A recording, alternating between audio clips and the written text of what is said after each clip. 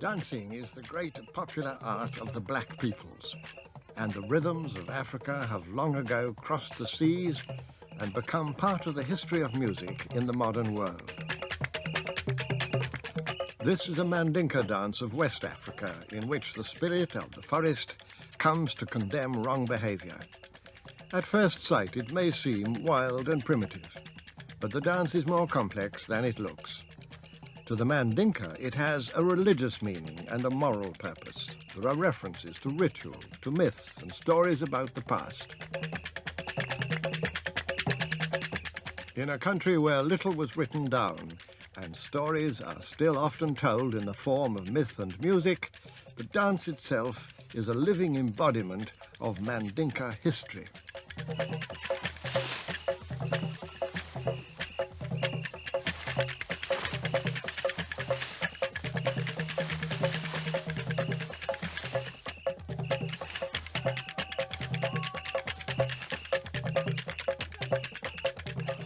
Many Africans today live in modern cities where the dominant influence seems to be European, not African. The old history and traditions are half forgotten beneath the cars and the concrete.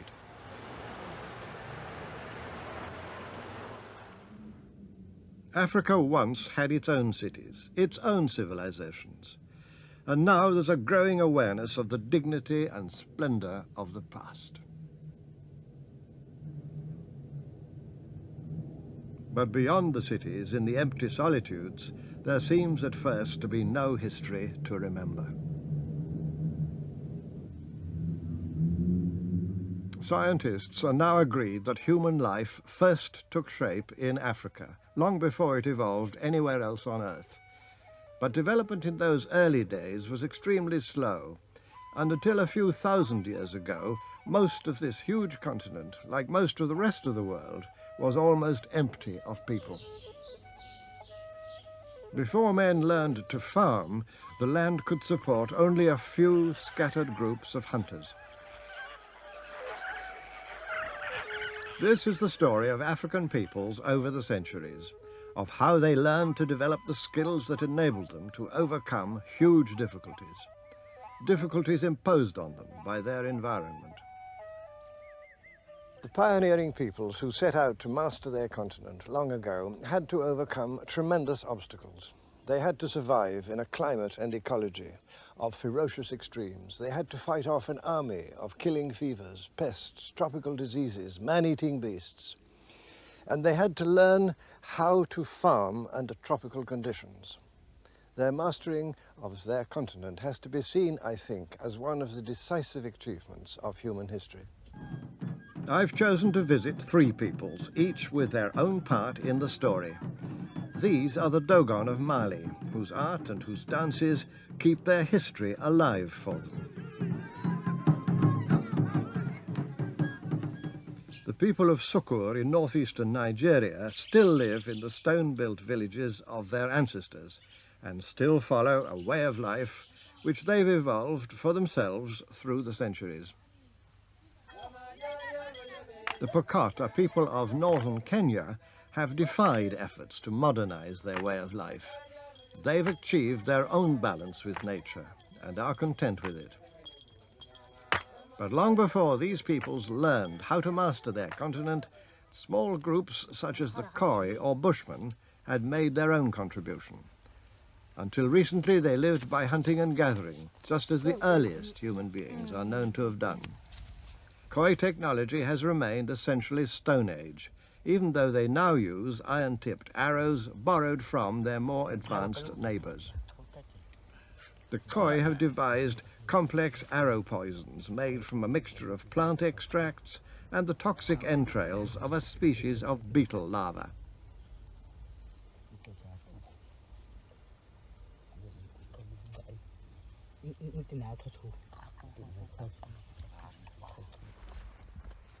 Stone Age or not, their skill at tracking game has never been surpassed.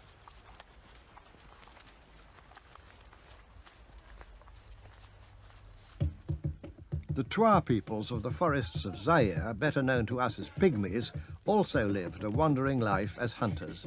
This 50-year-old film records the ingenuity with which these so-called primitive people built a bridge across a river.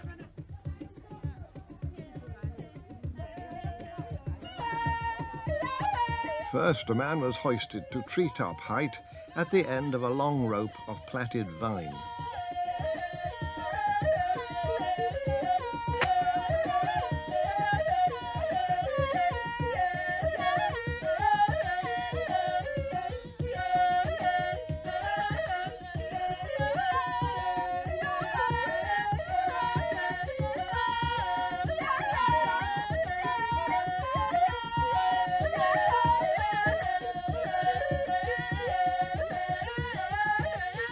An enterprise like this called for a high degree of cooperation and planning in advance.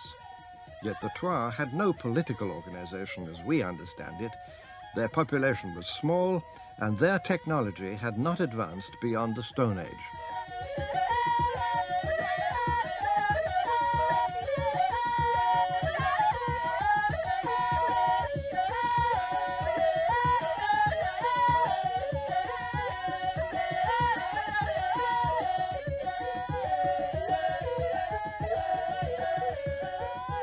Such bridges helped the Twa in their wandering life. Settled village communities became possible only with another major development. That major advance in the history of Africa began with the domestication of cattle 6,000 or 7,000 years ago. The population multiplied and the cattle herders spread far to the south. Some of them came to the great Rift Valley of East Africa, where they succeeded so well that their descendants, or people very like them, still occupy the area today.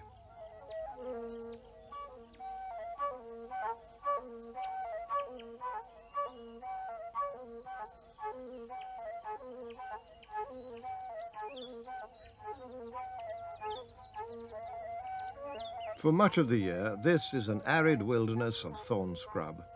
Only for a few weeks during the rainy season, the thorn trees are green and lush. Many of the pastoral peoples who live here today can demonstrate for us some of the crucial advances which Africans have made in their history. The great move from food gathering to food production led to settled community life with all the social and political complexities which flowed from that. These developments are manifest in the history of the Pokot. A Pokot family homestead, like this one, at first sight looks hopelessly primitive and squalid, and its inhabitants just as wretchedly poor and ignorant. But anyone who has the patience to live alongside the Pokot, or a people with a comparable way of life, soon finds out that appearances can be misleading, even completely wrong. It's happened to me more than once in wandering about Africa's more remote corners. What the outsider sees as primitive and helpless can become, on better acquaintance, an astonishingly inventive and ingenious adaptation to nature and to nature's possible gifts. For these Pokot, the most fruitful of nature's gifts has been cattle. Over many centuries of gradual development, Africans have bred varieties of cattle able to flourish under tropical conditions. Cattle have become central to everyday life. From earliest infancy, children are trained to help look after them. A woman must be given cattle when she marries, and so must her father. Cattle represent what money has become for us, a measure of social standing, a credit rating, and essential to living. An important man like Lokoriongolol has 6 wives, which means that he must have many cattle, either in his dairy herd or in other herds nearby.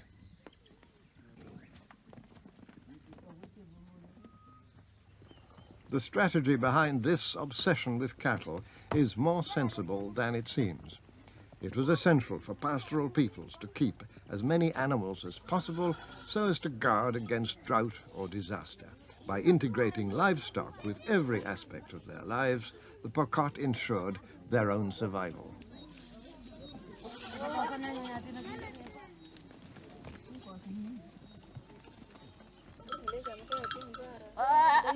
Each woman has rights over a number of animals, and she sees to it that her rights are respected.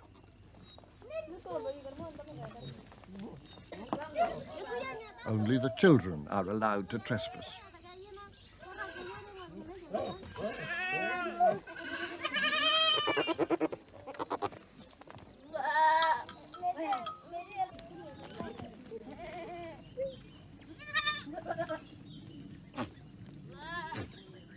But drinking from the udder is permitted only in the rainy season when milk is plentiful.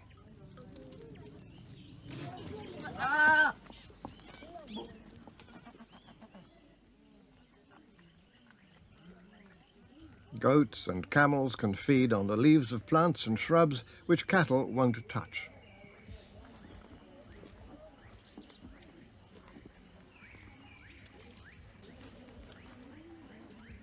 Camels were introduced to the East African Rift Valley from far in the north, so the Pokot have had to breed and raise them under very different conditions.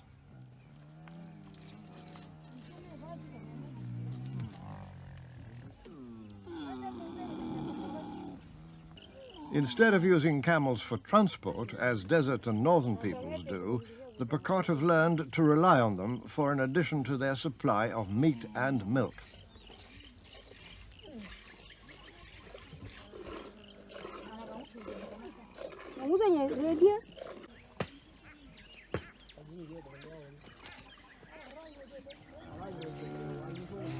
Boys belong to a group of companions of their own age. Such age groups, each with its own rights and duties, are a central part of Pokot social structure.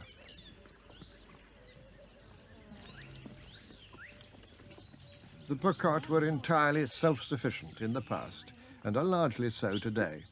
They buy little from outside their community because they can find or make the things they need from their own resources, especially from their livestock. A goat skin is pegged out to dry for the tanning process.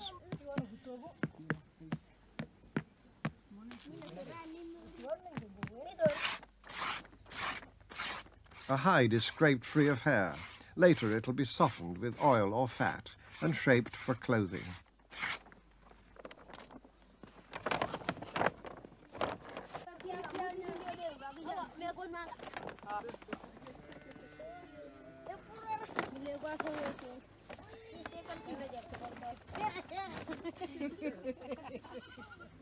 The essence of Pokot life, and this has been a general truth for most of Africa's peoples, lies in having developed and conserved a workable balance with nature, in knowing how nature, properly used, can fulfill the material needs of every day.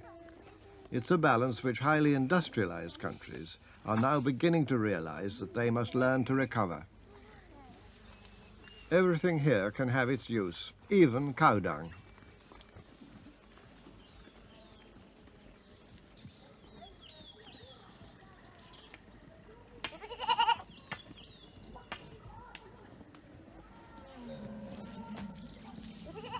Dung is useful as an insulating and weatherproofing material for walls and roofs, just as it used to be in Europe.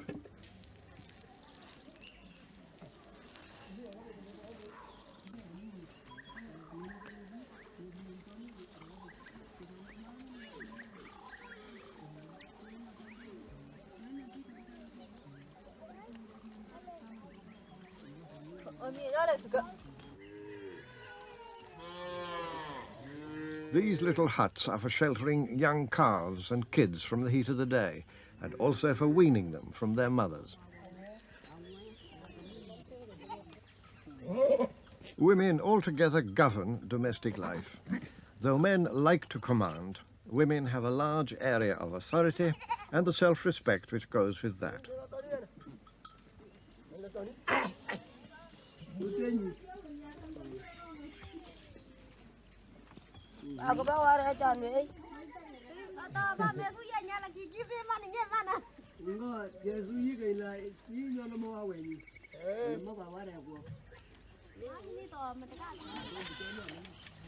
A new byre being built is for a calf, which is this woman's property, although that's a European way of looking at it. The Pokot themselves don't have a word for ownership, because they consider life is not a matter of personal property. It's a matter of balanced rights and duties between each individual in the community. So women should do their work and men should do theirs, even if women, at least to an outsider's eyes, seem to do far more of it than men. The Pokot have had to acquire an intimate and detailed knowledge of their environment.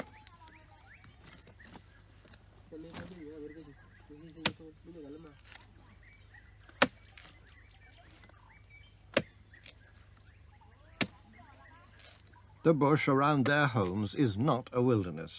It's a kind of conservatory of useful products, fibres, herbs, medical remedies, everyday wants.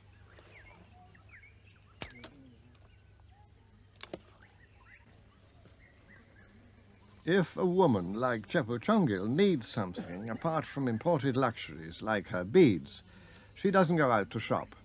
She walks into the bush and brings back what she's looking for.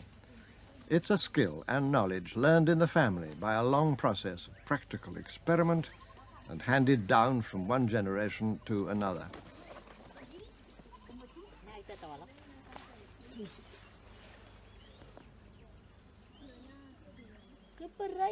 Outsiders may be ignorant of this knowledge, but it's not a secret.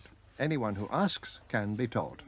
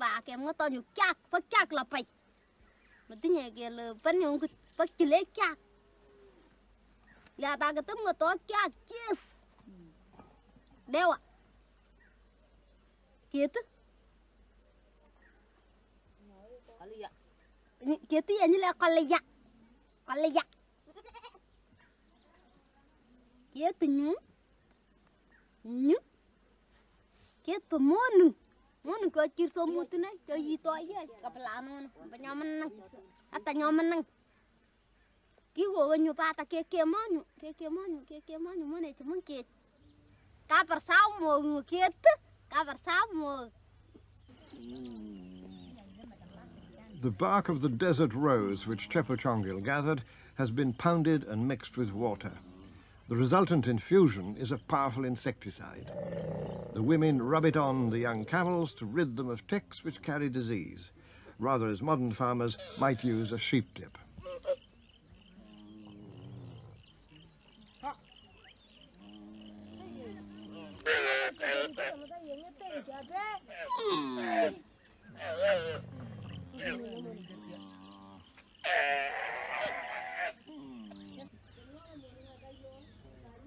Africa's peoples have had to invent their own ways of using natural resources.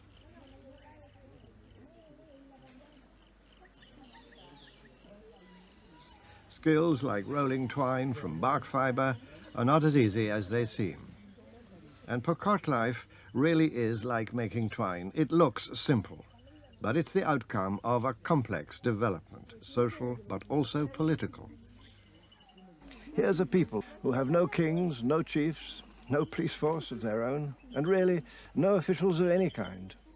And yet they manage to get along perfectly well so long as nobody comes from outside to interfere with them or attack them. They have a government of their own, but it's hard to see it.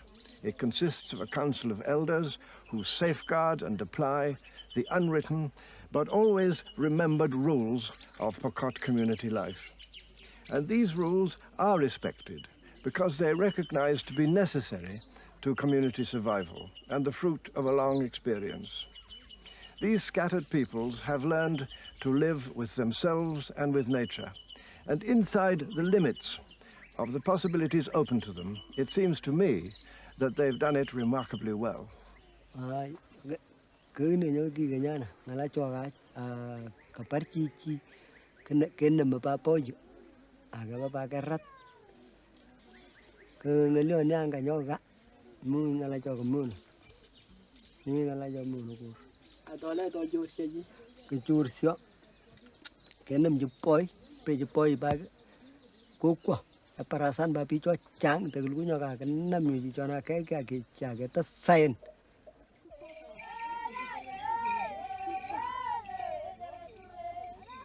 Only women can ensure the community's survival and its future. So although there are aspects of their lives which would enrage many modern feminists, they exercise far more power in the community than at first appears. A woman like Chemkea, the mother of the small child here, is quite capable of taking her own decisions and of making sure they're put into effect.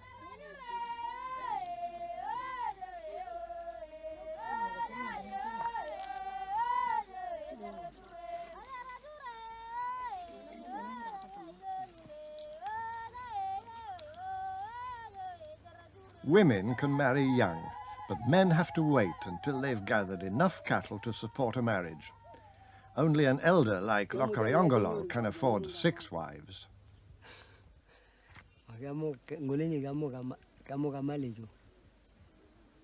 Mali.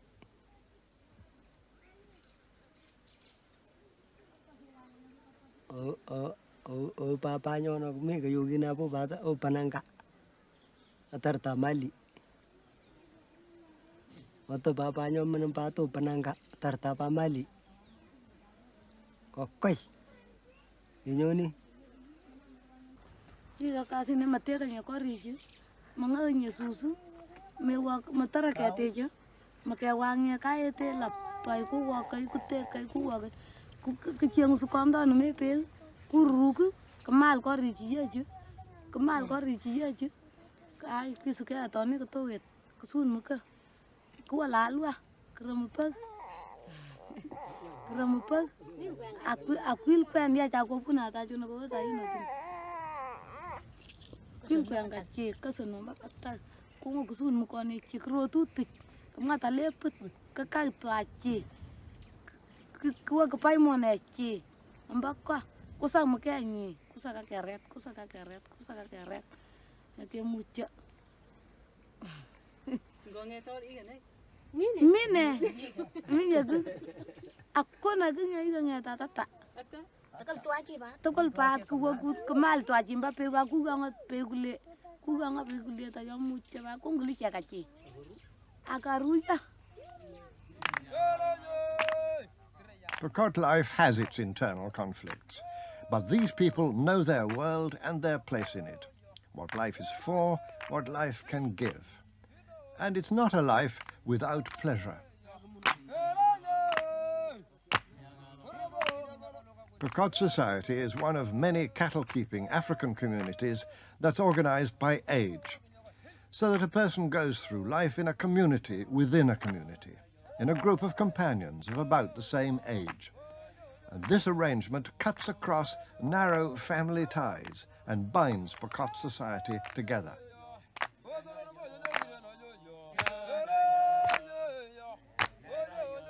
All the cattle peoples of Eastern Africa have very distinctive jump dances with strict choreographic rules, quite different from the whirling rhythms of Western Africa.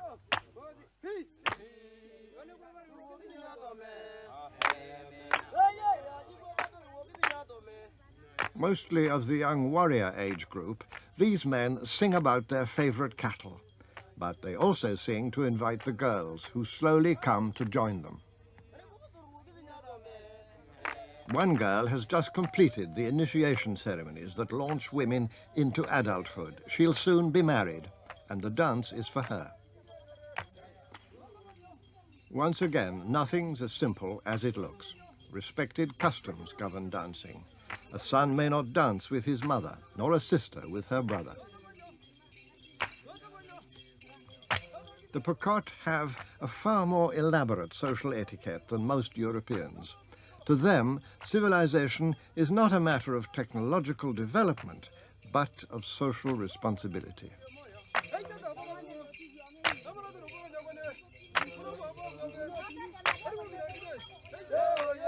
When the rhythm changes, so do the rules. Now the girls may choose a partner.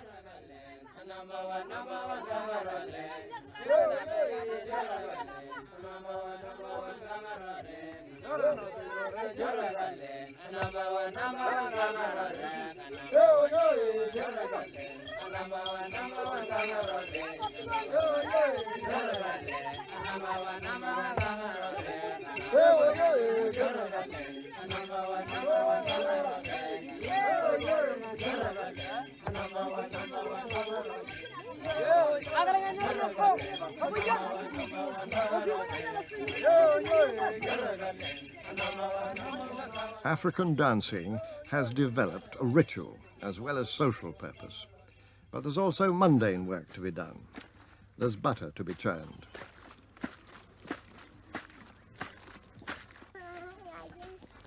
Milking vessels have to be cleaned and sterilized with burning charcoal.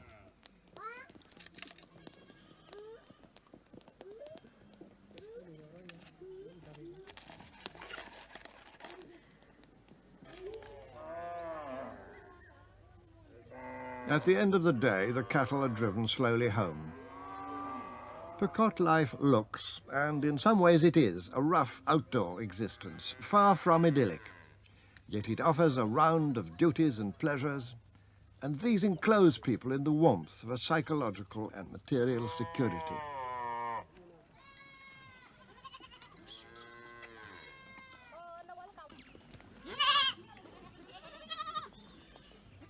The Pekot have tamed their wilderness and learned how to live with it. They're not bent on replacing it with some other man-made environment. They see no need for change or improvement, even though change may be thrust upon them.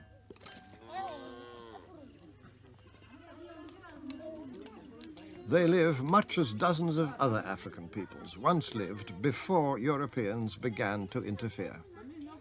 Miraculously, they've survived the intrusion of missionaries, conquerors, and colonizers, who could never bear to leave Africans as they found them, and tried instead to impose their own ideas of progress. What the Pekot have now may seem to provide little comfort and much hardship, but they're ready to remain content with it, leaving the outside world to its strange ways and destructive ambitions.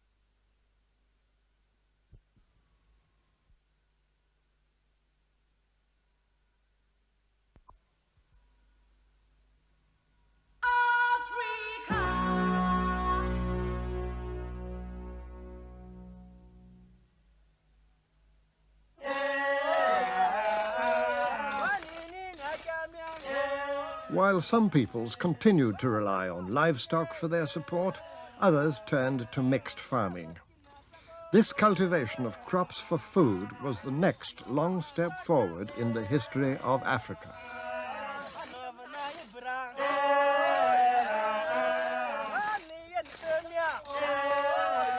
South of the Sahara Desert and its nearby grassland plains, food growing began to make progress about 2,500 years ago. This led to a further increase in population and the establishment of village communities through vast areas of the continent. But the expansion of food growing called for another technological breakthrough. Simple kinds of tool could be good enough for cattle-raising peoples. But when Africans embarked on tropical agriculture, which meant tree felling, clearing, hoeing, harvesting, they had to make more elaborate tools, and stronger ones as well. That need brought about Africa's interest in metals, but above all in iron. An extensive and increasingly skilled African use of iron spread rapidly throughout the continent. This terracotta head was made by the earliest iron-making culture so far known to have evolved south of the Sahara. The people and their culture are known by the name of the place where these relics of their skill were first discovered, in a village called Nok in central Nigeria. Nok iron-making began in about 500 BC. Other Iron Age cultures soon appeared in the same wide region, and this metallurgical skill, probably of northern African origin, then spread right across the continent, reaching the Transvaal in what is now South Africa by about 400 AD. That's 1,500 years ago. These iron-making cultures developed regional differences, but the people of Sukur on the border of Nigeria and Cameroon can illustrate the vital importance of iron to community development. A man and his two wives go out to harvest their crop of guinea corn. Also known as sorghum, guinea corn is a valued food crop, and iron tools enormously helped in its cultivation. The farmer and his wives are working on a terrace of land literally carved from the hillside by the use of iron hoes.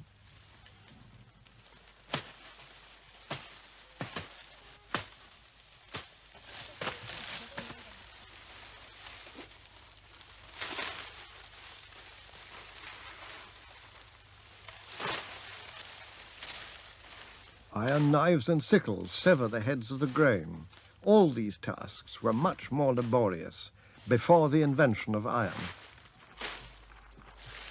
And having solved the problems of growing food where food had never been grown before, people like these were able to form permanent settlements. Gradually, their farmers could produce enough food to support craftsmen, such as blacksmiths, traders, and priests. And as their society became more complex, they began to feel the need for some kind of centralized government. Their priests became kings, small kings at first, but the kings accumulated power to themselves, whether to make war or to gain privilege. A king in Sukur had only small political power, secular power, but he drew added strength and prestige from his people's belief that their king spoke with the spiritual power of God.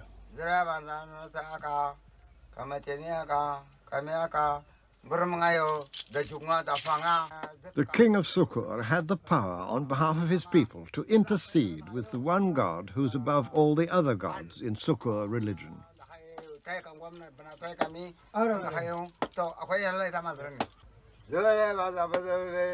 He was believed to be able to persuade God to favor his people, send increase to their crops, and give fertility to their women.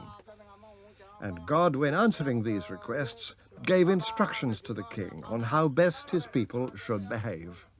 Not surprisingly, God and the king seldom disagreed.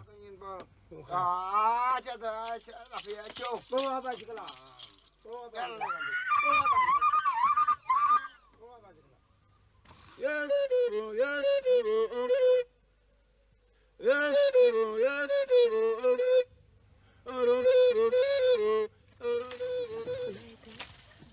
Sukur economy consists of an intricate complex of productive activities. Just like the Pokot, people here developed a balance with nature, and this enabled them to profit from nature's gifts without undermining the ecology of the land on which they've depended for centuries, and still depend today. Once a food surplus became possible, a section of the population could be released from the daily need to produce crops and could develop specialist crafts.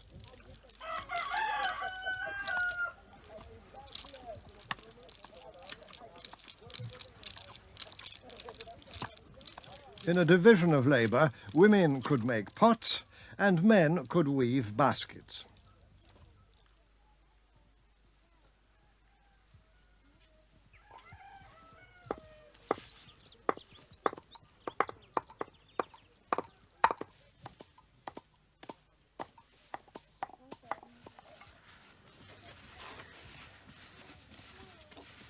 A sharper division of labour has also developed within Sukur society. Certain crafts have long been practiced by a particular group of men and women called the Nkyagu. In the old days, Nkyagu were not expected to do any farming.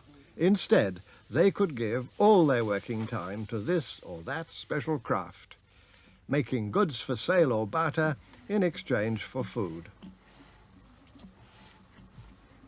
Nowadays, the old customs have begun to disappear. In time, no doubt, corrugated iron will displace the woven roofs of the granaries.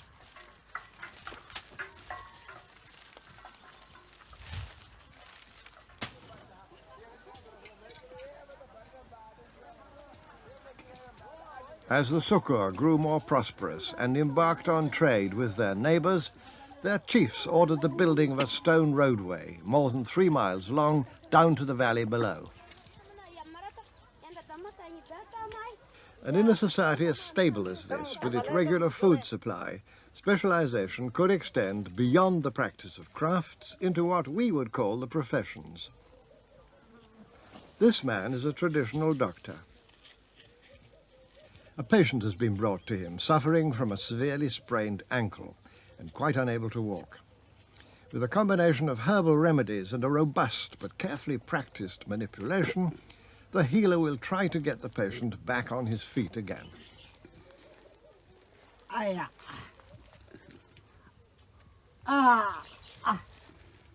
Such treatment is really a form of physiotherapy, and no matter what the pain, the patient has faith in his doctor.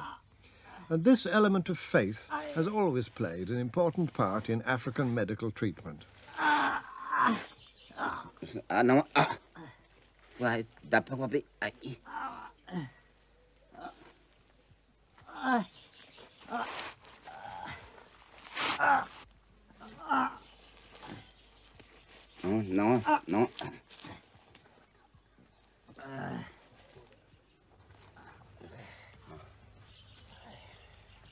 The psychological dimension in African healing is now increasingly recognized by doctors throughout the world as a serious and valid aspect of curative medicine.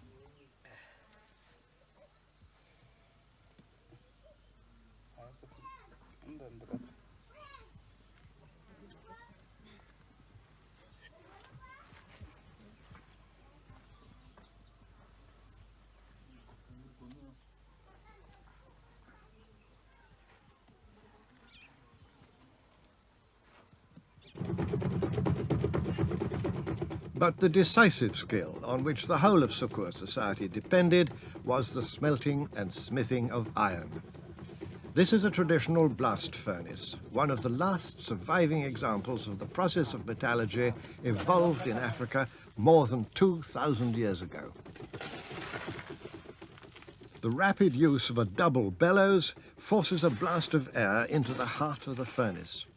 This blast, or forced draft, was necessary in order to reach the very high temperature required to smelt iron ore.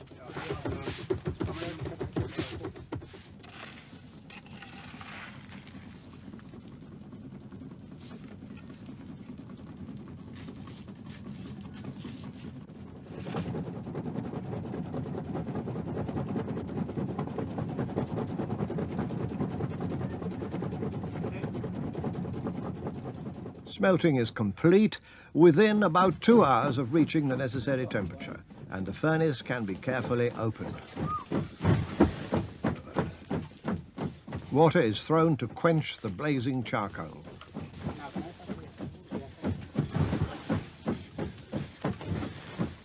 The core of molten iron is gradually revealed.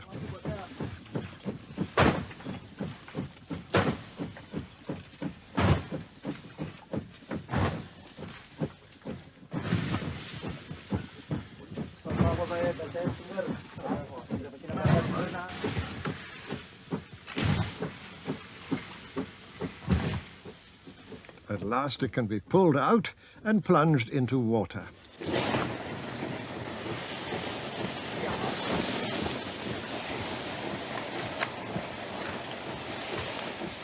Once cooled and broken into small bits, the product goes to a second stage in the foundry process, the blacksmith's forge.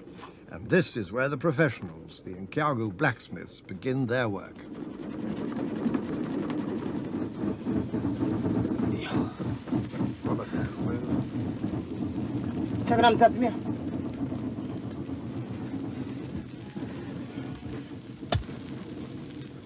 With repeated heating and hammering, the iron is pounded to remove impurities.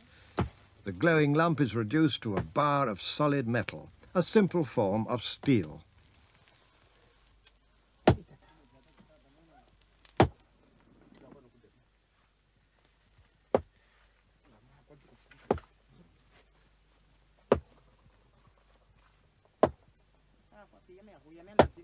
Although it's slow and arduous, this technology was sufficient to meet old Africa's demand for metal tools. Perhaps more than any other, this was the inventive development, the key that enabled Africans to solve the problems of creating permanent villages. Behind this village technology lies an impressive record of metallurgical and artistic achievement. This magnificent bronze vessel was found in a royal grave of the Ezenri, an Igbo kingship of ancient Nigeria, and was the product of still earlier centuries of African skill and taste. Such vessels were for ceremony. They trace a traditional link between technology and ideas of spiritual power.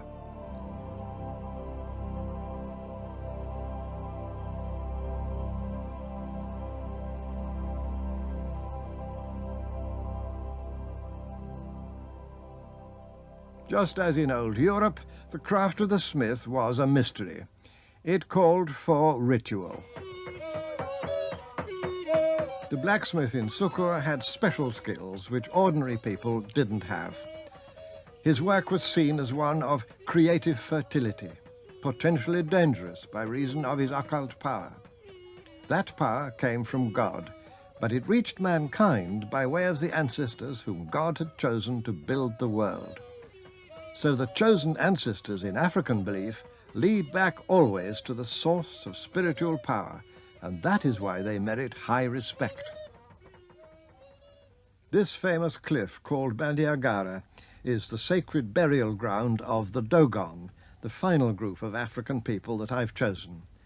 They demonstrate one of the most pervasive themes in African history, the development of an elaborate system of religious belief. This is even reflected in the architecture of their villages. The Dogon settlements are clustered along the foot of the Bandiagara escarpment in a remote area of Mali in West Africa, not far south of the Niger River. The Dogon are another people who have their own solutions to the problems of an inhospitable environment. They cultivate millet, but specialize in growing onions, which they sell to their neighbors, as well as storing for themselves. Their farming requires a laborious process of irrigation. During the dry season, most of the year, water has to be stored in cisterns.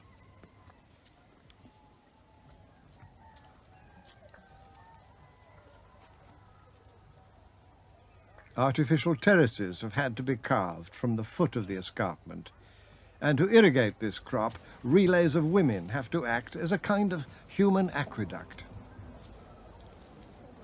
The labour is immense, but all over Africa, and not only among the Dogon, the drudgery of farming has always fallen to women.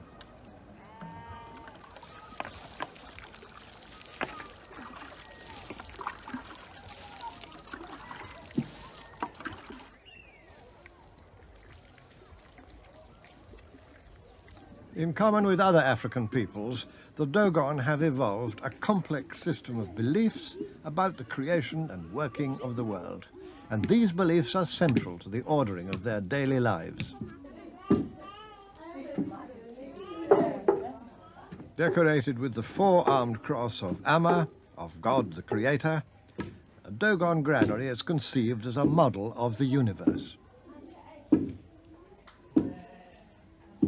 Door carvings depict the 8 original ancestors and other figures from Dogon religion, including those that refer to divination, the foretelling of the future by the fox, the agent of misfortune. Divination among the Dogon is the work of trained soothsayers.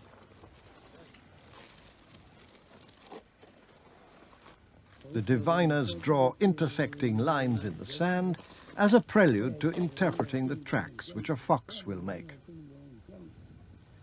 The interpretation of the tracks has its own logic.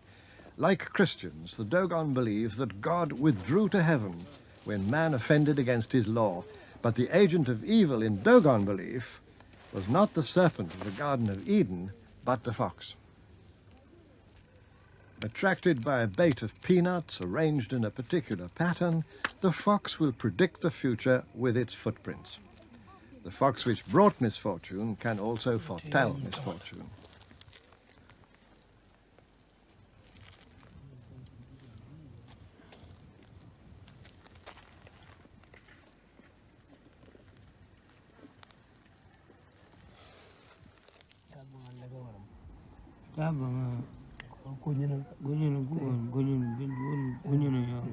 Soon after dawn, the diviners come to see where the fox has walked in the night. By examining the tracks of its prints, they can learn the shape of things to come.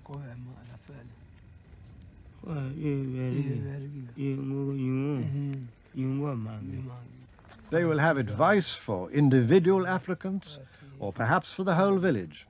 And if they're thought to be good soothsayers, clients will take their advice and will pay for it. But God's withdrawal to heaven brought to mankind more than misfortune. It also brought death. A procession comes down from a sacred cave where the spirit ancestors dwell. This will be the great Dogon dance called Dharma. It'll be a dance about death, but just as in the Bible, even more about life after death.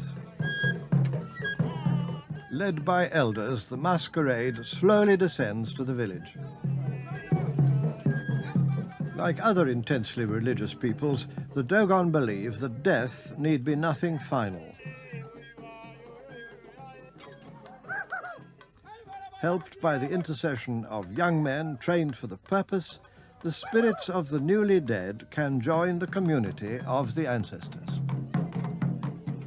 Each group of dancers in the Dharma pageant represents some part of God's creation, both human and animal, good and evil.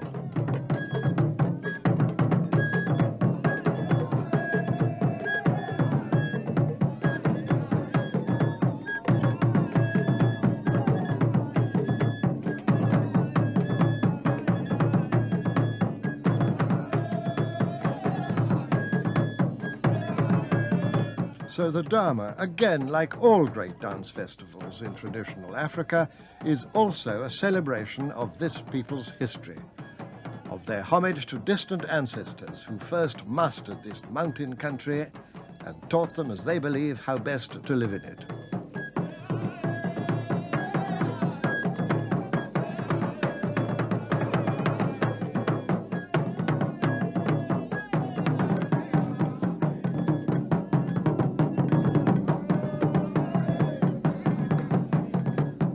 After the first big display, each small group does a set piece of its own. The stilt dancers are thought to portray the long-legged water birds, cranes and herons, which inhabit the banks of the river where the first Dogon dwelt long ago.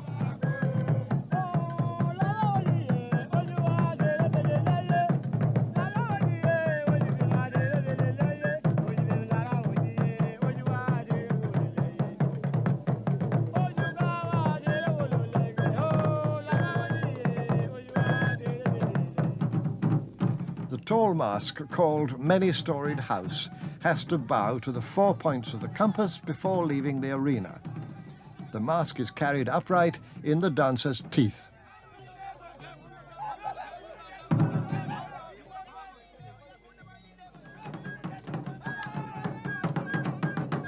Here, the Kanaga cross mask symbolizes the proud antelope of the Bandiagara country, the spirit of Dogon independence.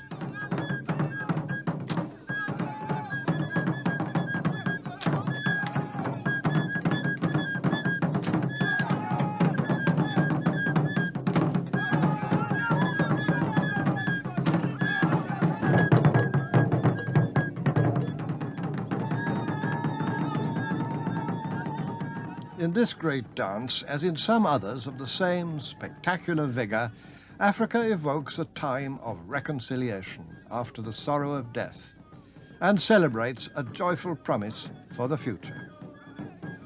Tomorrow the Dogon will return to hard reality, but the Dharma, in a world that might seem implacably hostile to a less devout people, has reaffirmed their beliefs and ideas. Above all, perhaps, that mankind should handle life as a gift from God, abusing it as little as human frailty will allow. As each of these peoples has revealed, in one or other aspect of their history, the African genius has known how to master a continent for human habitation and fulfillment.